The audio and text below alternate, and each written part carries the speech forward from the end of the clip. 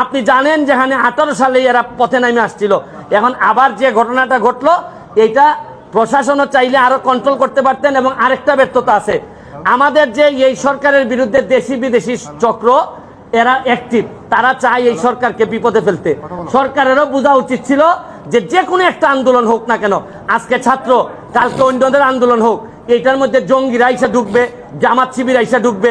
এইখানে প্রশাসনও ব্যর্থ হয়েছে এটা বলতে আমি অ্যাড্রেস করতে ব্যর্থ হয়েছে।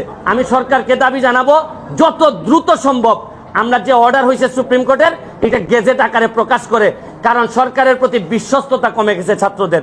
এইটারে বাড়ানোর জন্য আমাদের কোর্টের প্রতি বিশ্বস্ততা কমে গেছে, কারণ কোর্ট বলার পরও ছাত্ররা শুনে না, প্রধান বিচারপতি বলার পরও ছাত্ররা শুনে না। কারণ হচ্ছে গিয়ে আপনি যাই বলেন, বাস্তবতা হচ্ছে গিয়ে ছাত্রদের জন্য যে বিশ্বস্ততা থাকা দরকার ছিল প্রশাসন এবং বিচার বিভাগের, এই বিশ্বস্ততা নাই।